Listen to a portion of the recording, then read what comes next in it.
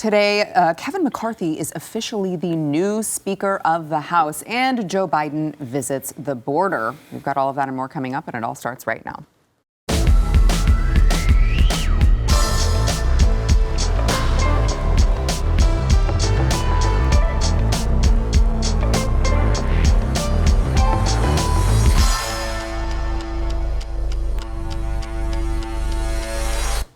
Welcome to the news and why it matters. I am Sarah Gonzalez. Happy Monday. I am joined today by America's favorite cowboy, also host of the Chad Prather Show, Chad Prather himself. Hi. I like that voice. Do you? Yeah. That's my radio Yes, voice. it is. Hello. And welcome to Movie Phone. You sound like you're on NPR. I just dated myself by talking about Movie Phone, and now I'm depressed. Also joined by the youngest member at the table, Eric July, BlazeTV contributor, and of course, founder and owner of Ripaverse Comics, who is way richer than us, and we don't understand why he continues showing up. But somehow he does. We were talking at the table before the show, and I was like, well, Chad, you know, we are in the midst of a 1%er now, so. He doesn't even hear us. He doesn't. He's on his phone like, I don't know what these two idiots are saying. I don't have to know because I'm rich. He's over there making $1 million deals. We're over here just talking about garage sales and stuff. All right, so headlines of the day, the reason you tuned in and all that stuff. Representative Kevin McCarthy is now Speaker of the House after winning the 15th vote late Friday night. Matt Gaetz, as well as fellow Republican holdouts Andy Biggs of Arizona, Lauren Boebert, Colorado, Eli Crane, Arizona, Bob Good of Virginia, and Matt Rosendale of Montana all voted present, allowing McCarthy to clutch that. He was elected with 216 votes, and no Republican voted against him in favor of another candidate during that final round of voting because, as I mentioned, they just voted present as a way around that. McCarthy vowed that among the very first hearings would relate to the crisis at the United States border and that he and his fellow Republicans would soon vote to repeal funding for 87,000 new IRS agents. I want to play a little bit of his speech right now. Watch. We will hold the swamp accountable. From the withdrawal of Afghanistan to the origins of COVID and to the weaponization of the FBI. Let me be very clear. We will use the power of the purse and the power of the subpoena to get the job done. Now, I'm a little confused how a member of the swamp can hold the swamp accountable, but I guess they would call that minor details. I do want to throw into the conversation here, obviously, Representative Chip Roy and some others really utilized these votes as, a negotiation tactic, and they did get, to his credit, to all of their credit, they did get quite a bit of concessions that would not have been gotten without, as the mainstream media calls them, the Taliban 20. They include the concessions restoring the one-member motion to vacate the chair rule, which would allow one single representative to introduce a resolution to oust the speaker, 4 seats for Freedom Caucus members on the House Rules Committee, which controls which legislation comes to the floor for a vote. So that is very, very important, obviously. A vote on term limits for both representatives and senators. Now, of course, I did say a vote on term limits. I don't actually expect these people to vote for term limits for themselves, but they did at least negotiate the vote, and they can put everyone on record as to what they voted, transferring the power to determine committee leadership to committee members themselves and away from party leadership and fiscal responsibility. So, for all the people who, I don't know, even members of their own party, I'm looking at you, Sean Hannity. I'm looking at you, Dan Crenshaw, who, by the way, called these people terrorists. For all those people who wanted to frame these 20 members of the House as horrible people, betraying the party, what have you. Seems like they got quite a bit done, actually. I'm going to venture out on the limb, I think, safely and say that I'm the only panelist at the table who actually watched all of this Friday night because Eric doesn't care and you got a life. But I was up till 4. I was up till 1 in the morning watching this nonsense. And if you watch the nuances of the whole proceeding, it was pretty interesting to, a little dramatic at times to watch this whole thing play out. And this was a historic time when they actually went all the way to a 15th vote, and just watching the body language. Even I said at the time, I said, I wish, bad lip reading would get a hold of some of these clips and do it. And they have. And they did. Since then. Yeah. And I was like, this is some pretty good stuff that's going on in here.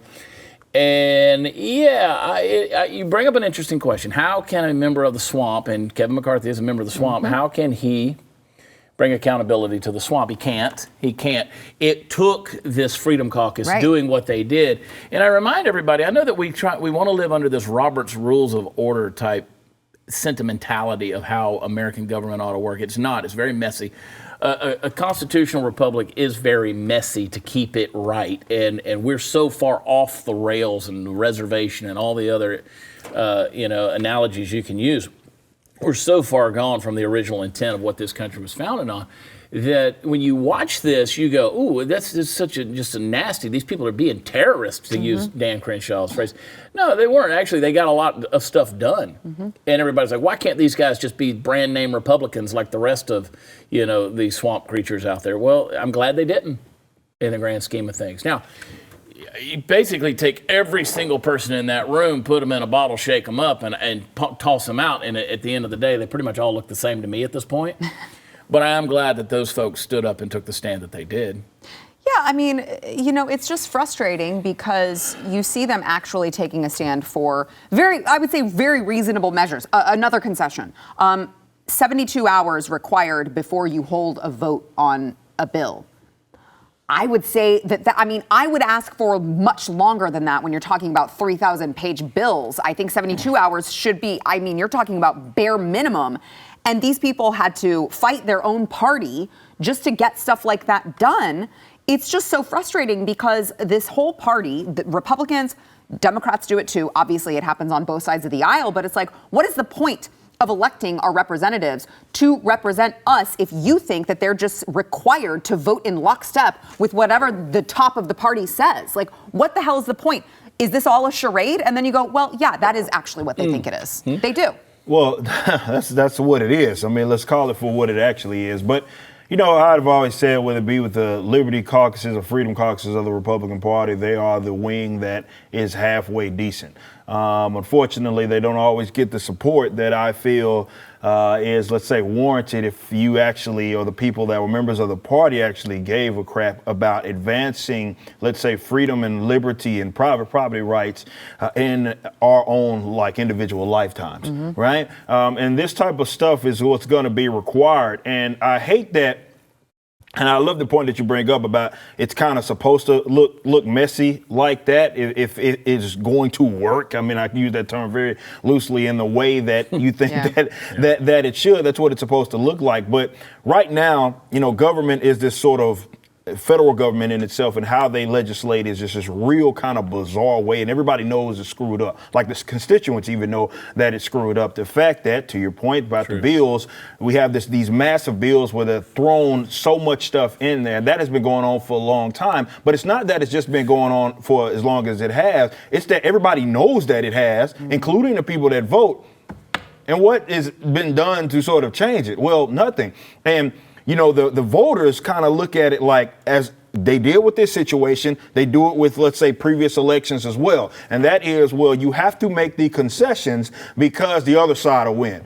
At what point do you have to concede? And this is the harsh reality, and this is what I believe after looking at this for as long as I have been. Maybe you are going to have to hold an L for a short period of time in order to win over the longer period of time. Because, to everybody's point, we know it's a swamp. We know it's dirty. We know it's screwed up. So, but if we can't do anything to change it, because it's like, well, you got to make a concession, because if you don't, well, they're going to win. And then it comes to the primaries, nothing changes. Then when it comes to the actual elections, nothing changes. Well, how can we expect it to change? What do they say is the term of insanity, or what that actually means? You know what I mean? That's what it is that we're doing. So it's more of a harsh reality. I like that there's that sort of internal conflict. It absolutely needs to happen. And the minute that we start looking at, this is the first time that I can remember in recent histories where we looked at that that internal conflict as something that should have happened. It's healthy. And it's healthy and supposed to happen. Generally, any other time it goes on, it's like, well, you must want the Democrats to just win, get it in their way. That's a good point. Yeah, you know, now it's like, let the conflict happen and let's sort it out after that. Well, if you go back to this whole uniparty nonsense, big government notion, which is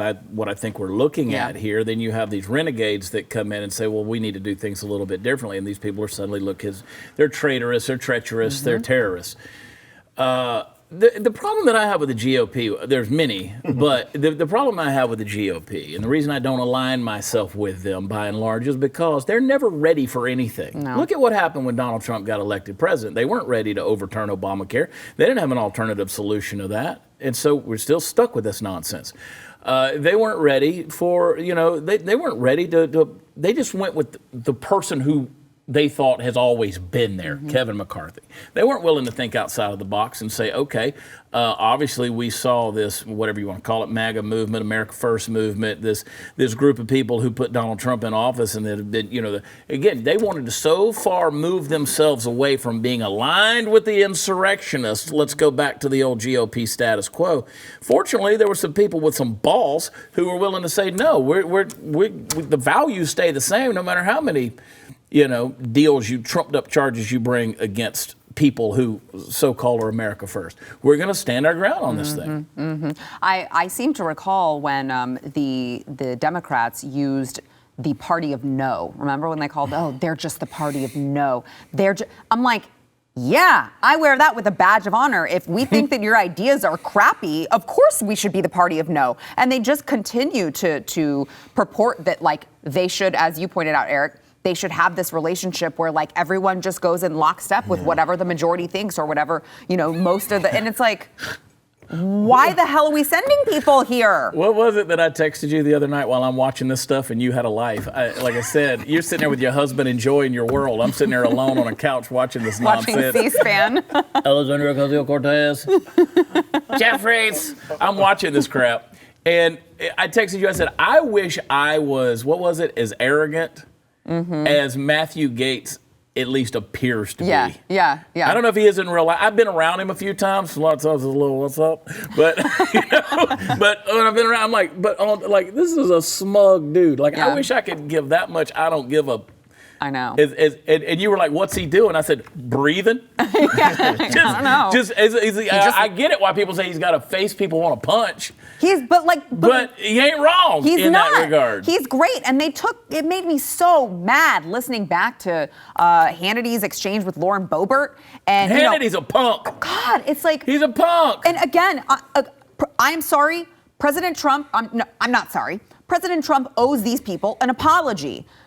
Sean Hannity owes these people an apology because remember, Trump had Brett Baer does, Brit Hume. The fourth or fifth vote, he was already like, they need to get in line with Kevin McCarthy, and look how much more they accomplished taking heat from their own freaking side. Yeah.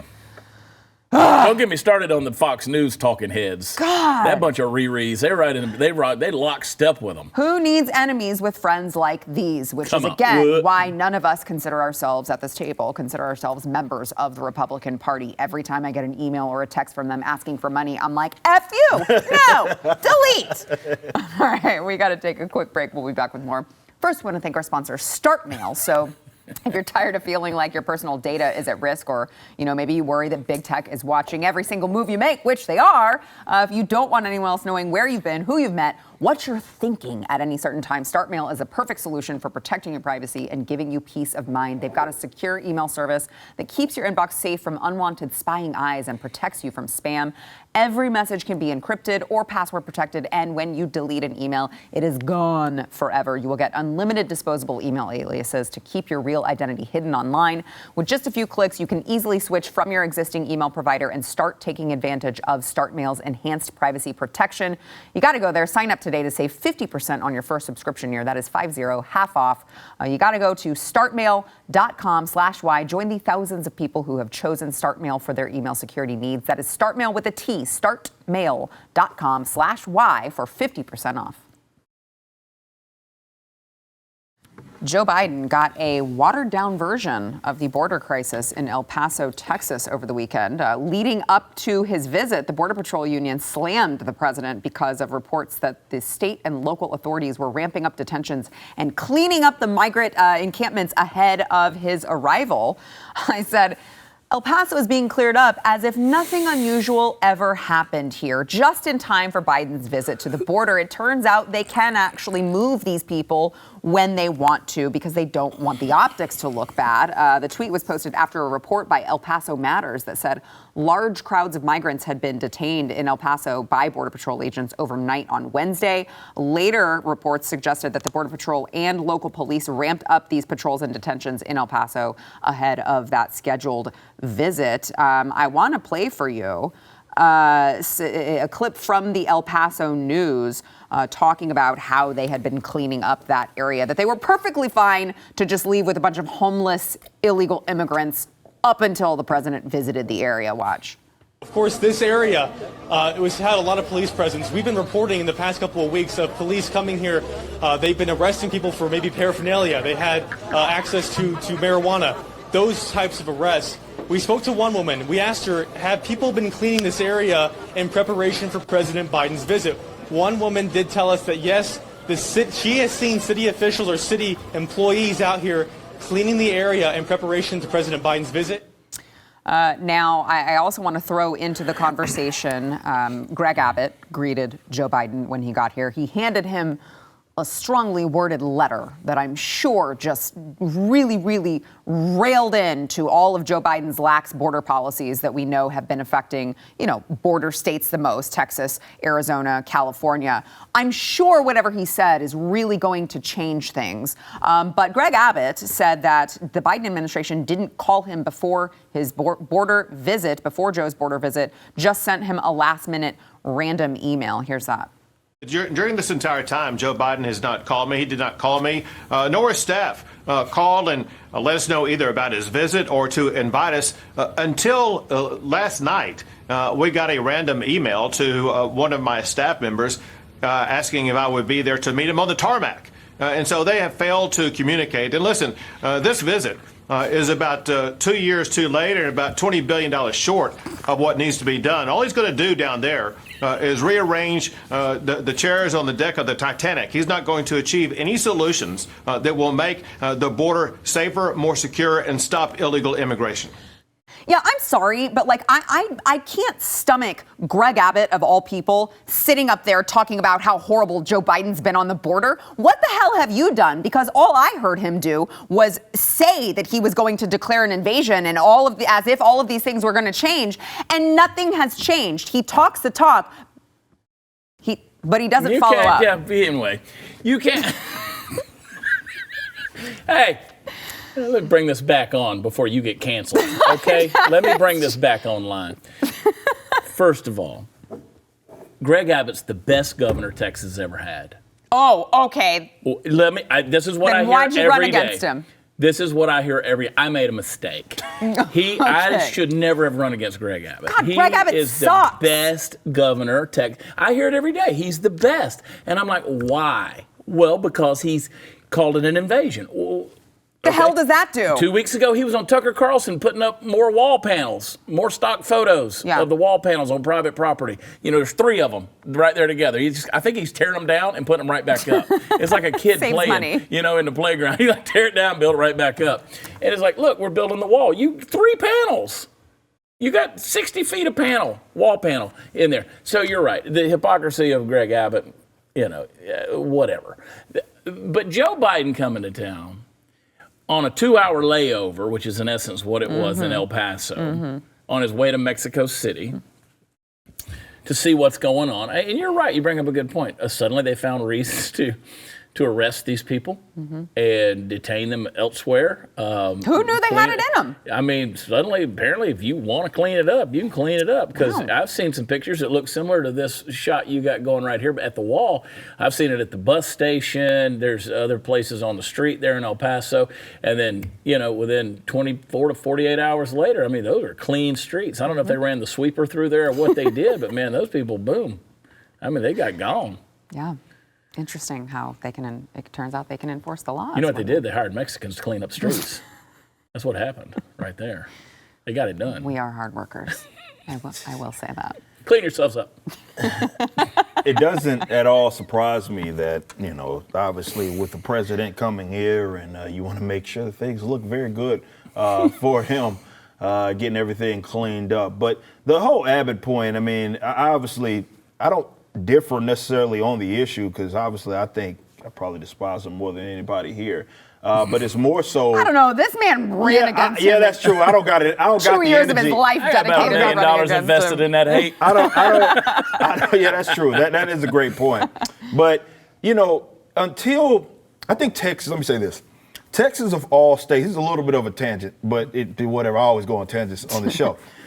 Texas of all states is one of those, if not the most equipped in any given subject to tell the federal government to go screw themselves. Mm-hmm.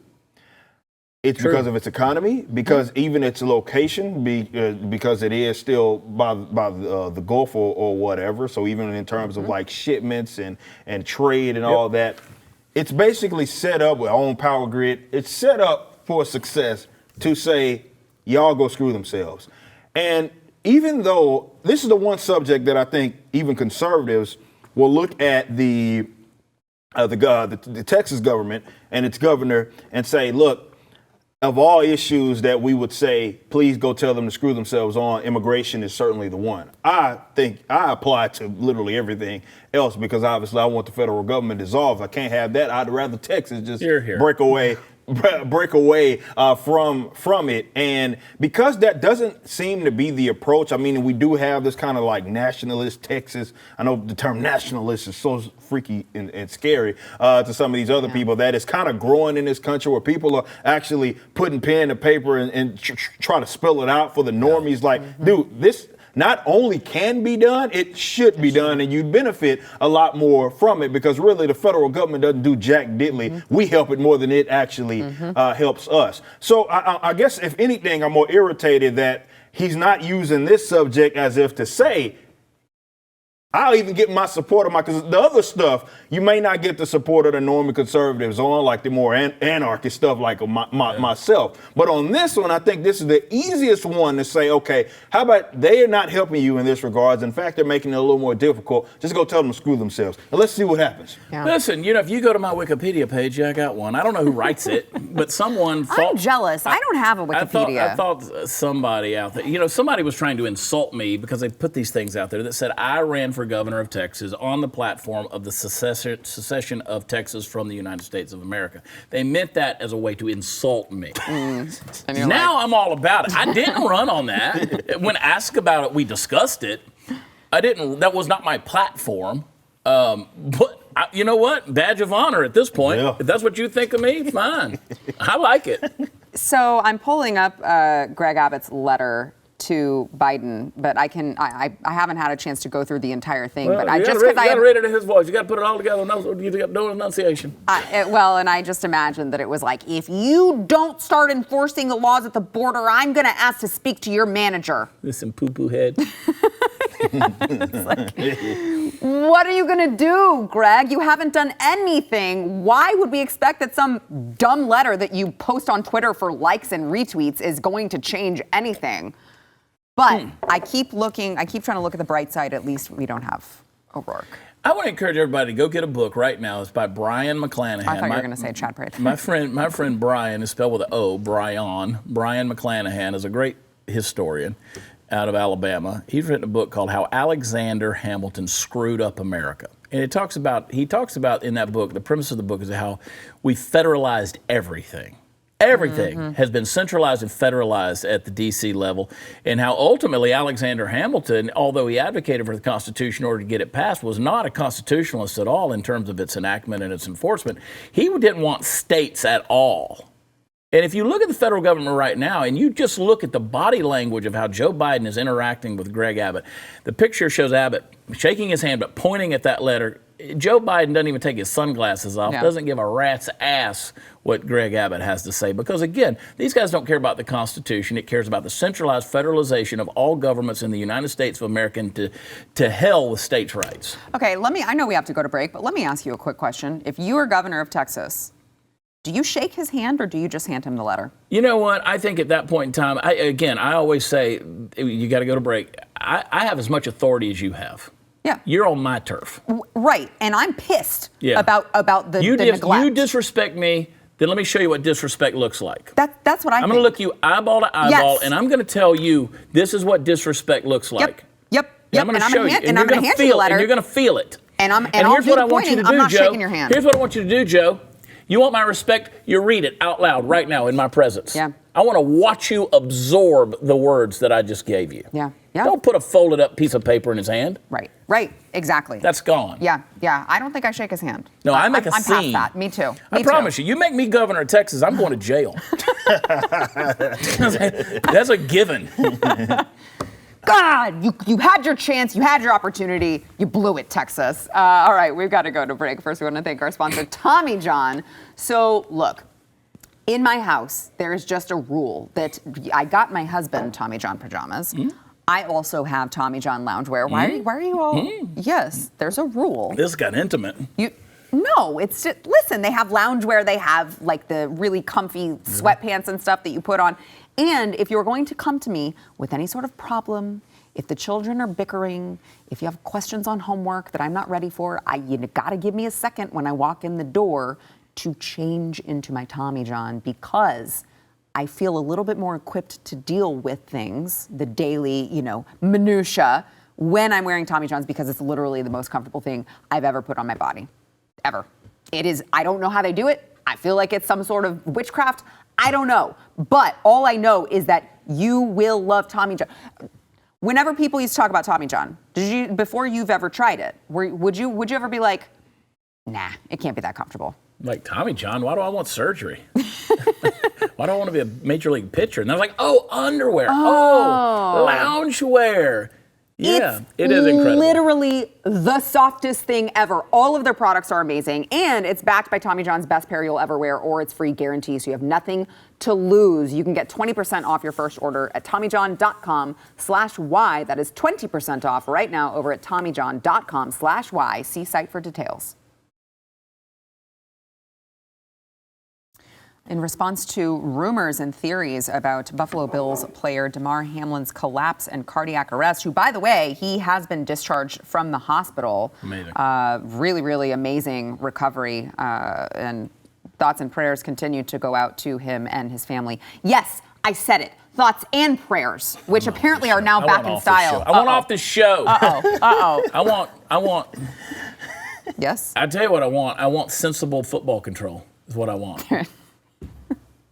Well, let me just tell you, Chad, the doctor has spoken, okay? And in response to all of us talking about saying, you know what, we need sensible football control. We need... Cancel football until they get to the bottom of it. We need to figure out why this happened. Seemed a little odd in a, 24-year-old, very, very fit man for that to happen. Maybe we should be finding out why all of these athletes just keep dropping, collapsing.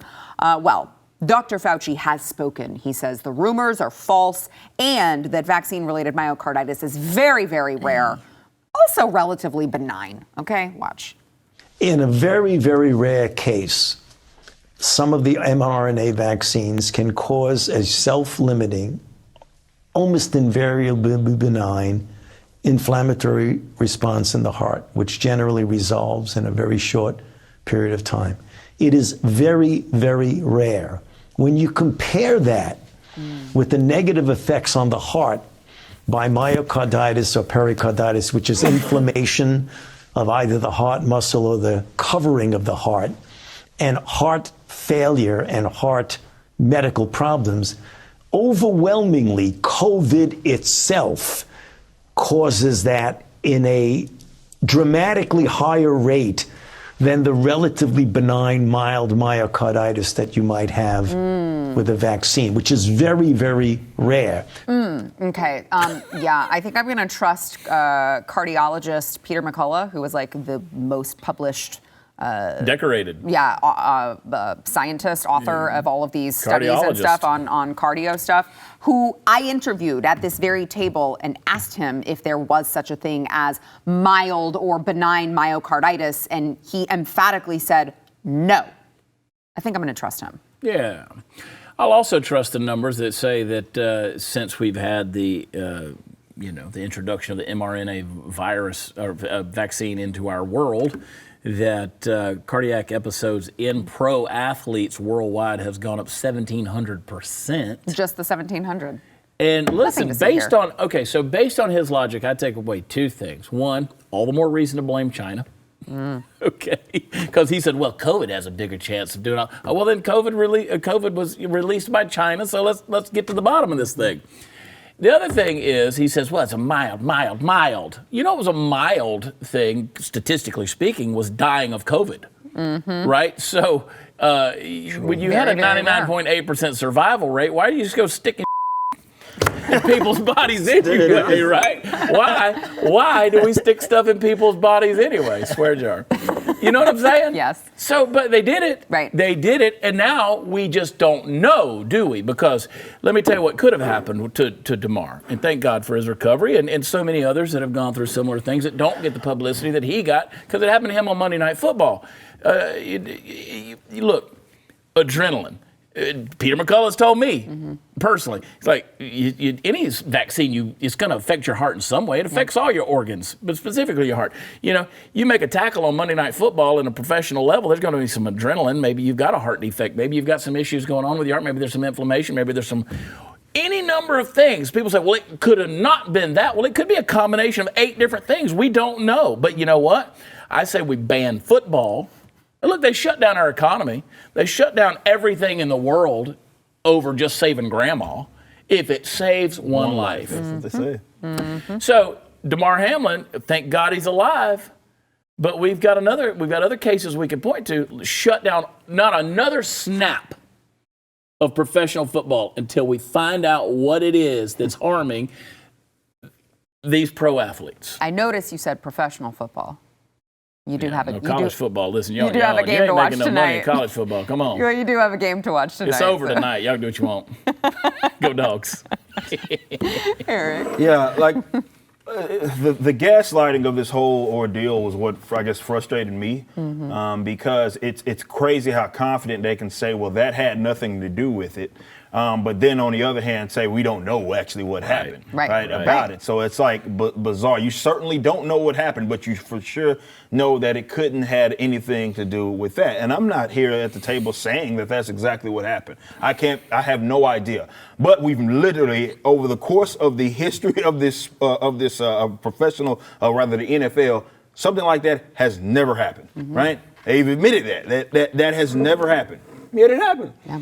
So I don't know what happened, but that did, and maybe we should at least look into it instead of just immediately writing something like that off. But yeah, for him to say that, I don't know, your heart being inflamed is benign, or rather that something's wrong. The heart isn't supposed to do that, right? It's not like a cartoon where, you get shot by Cupid or something like that and your heart starts to. That's not how it works in real life. If your heart is inflamed, something is fundamentally wrong, and obviously because of what it's connected to, it's going to open yourself up for more issues. But all the data points to that we've had a, let's say, odd number, increasingly odd number of people that are professional athletes and that are very healthy that are now having issues after this.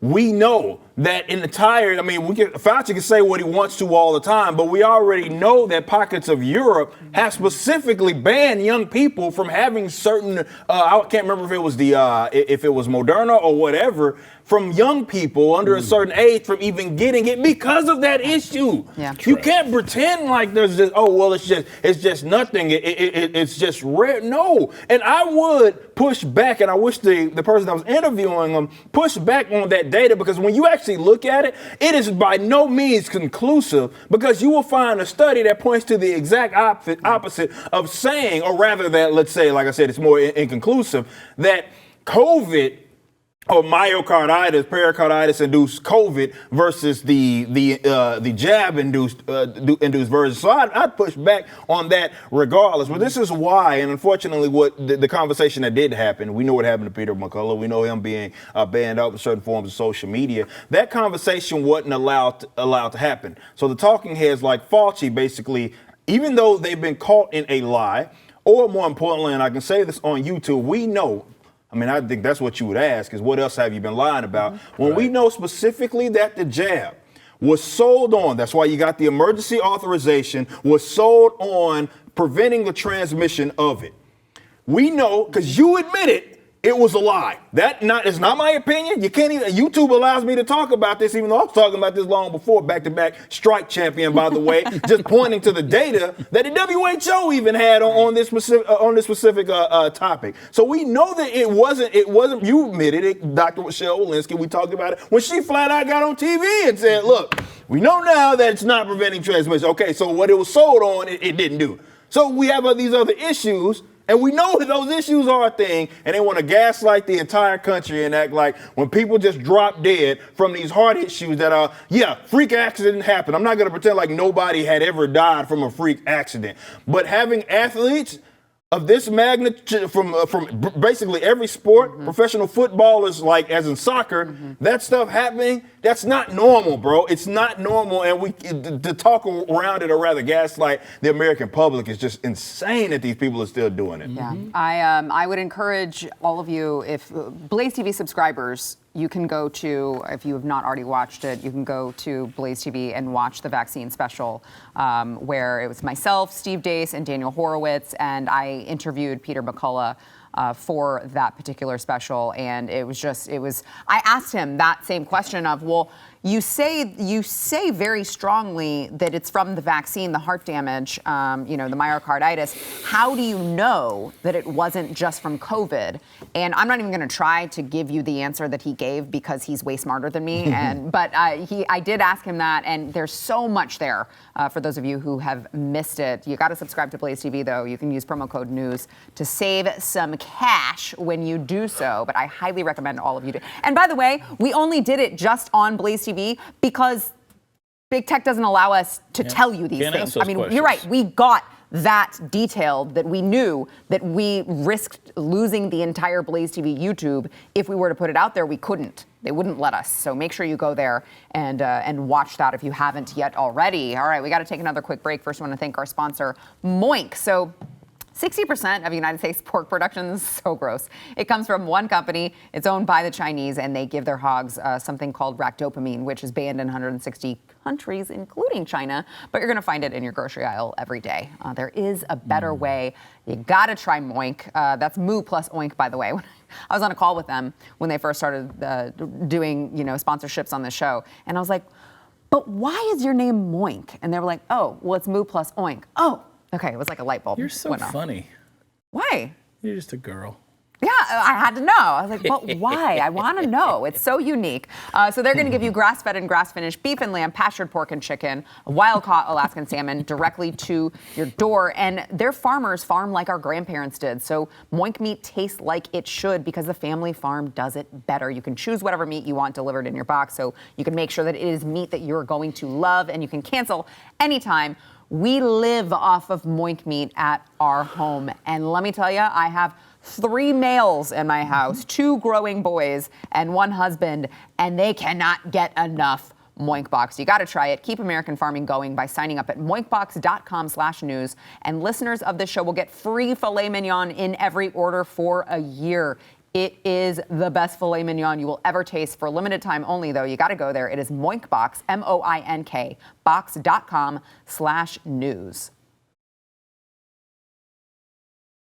Thousands of supporters of Brazil's former president, Jair Bolsonaro, stormed the nation's Congress and presidential offices yesterday, on Sunday, as they protested what they claimed was a stolen election. This breach comes after Bolsonaro repeatedly attacked the integrity of the country's recent presidential elections, in which, of course, he lost to leftist Luiz Lula da Silva. Lula was inaugurated last week. The demonstrators, they're all comparing it to January 6th. They overran security barriers. They climbed on roofs. They vandalized the buildings. And Bolsonaro, who has been hiding out in Florida in recent weeks, and I believe I just saw, as of the time of this taping, I was walking in, and I think I just saw that he has been hospitalized in Florida. But he has not made any comments condemning the incident. Of course, this is probably going to benefit leftists in the new Lula administration because they will use it to justify parts of their agenda that they are pushing, according to political analysts. Very fascinating to watch happen. Well, in that little clip right there that you were showing, that very first part, it'd been kind of interesting if suddenly a dude with a buffalo hat would walk through. Listen, America normalized this type of persecution, right? You can't have political protests. You can't, because again, now it's insurrection, everything. You can arrest everybody. That you can put people away for 2 years without any real charges or anything like that. So America has now normalized that and made it okay for big government and overreaching government to do this kind of thing to people who protest. So, this isn't America where they are. And we'll see how this whole thing plays out. But, you look at, we just went through, as Joe Biden said, July 6th. The second anniversary of January 6th. And whether it's there or here or wherever it is, big government is always going to try to make you understand that you're not allowed to do this type of thing. You can't protest. So like January 6th was all about making sure that the American people would never protest or even talk about a, quote, fraudulent election ever again. Yeah. They wanted to make such an example out of the American people, so I have no doubt that they're going to do it here as well. Yeah. Eric. Well, obviously Brazil's governments historically, it's as you would expect. They have their own set of issues. Mm-hmm. Yeah. I know it's easy to get caught up in America and the corruption, but definitely when you start looking at the history of some of these countries, and not just North America, but South America and so forth, it can get dirty and it can get grimy. It is interesting. I was looking at some of these videos. The only thing that it shares in terms of similarity, if we're going to talk about the January 6th situation, is that you see these authorities just sitting here. I saw one video where they were like watching these guys just kind of do their own thing, and you had like the cops on the side, and they were like taking selfies and stuff. They was chilling, like they weren't trying to stop nothing. So it's like, is that because they were hell, even in some of that footage there, just let through the front door. It's not really anything kind of going on. Nobody's getting trampled or anything. It was just kind of just strolling on. Everybody doing. It's a similar thing in that regards. But to your point, it's going to be some dramatization by way of the other side, because they know they can use that to weaponize their enemies, right? And say, hey, this is why we need control. If anything, you'll come out on the other side and say, this is why we need even more control, because look at those guys sort of getting out of line. So it'll be very interesting. And I guess it does share some similarities there. Yeah. All right, we got to take a quick break. We'll be back.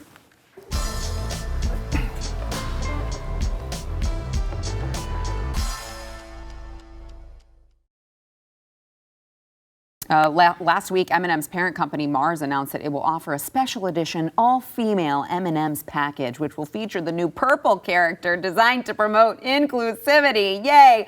The change all of you were clamoring for, purple M&M's. And look, they flipped the package upside down. The graphic is upside down, supporting women, flipping the status quo. Oh, how bold. I'm so proud that M&M's did that. By the way, I'd like for you to pay way more attention on the package to the 240 calories per pack that it says right there in the lower left-hand corner. If you could throw that back up on the screen, control room. Peanut butter M&M's. 204 calories per pack. No, we're not going to. There it is. 240 calories per pack. I think we should be paying more attention to that than the stupid character chocolate candies on the package that they want to make a big deal about. We have 40 seconds left. Go. I'm here for thick women. Well, you're going to be real thick if you keep eating M&M's, so. I'm here for thick purple women. Watch my show. What was it, tomorrow night, I think? Yeah, we'll unpack why this story matters. So stupid. Everything is stupid. Just eat your stupid toxic junk food without talking about inclusivity. Eric, last word. I don't eat chocolate, so I'm all good. Man, what do you do that's bad? Besides make money. That's not bad. All right, there's a big game tonight. I got to go Dogs. Go Dogs! I'm rooting for my friend's team. We'll see what happens, and we'll see you tomorrow.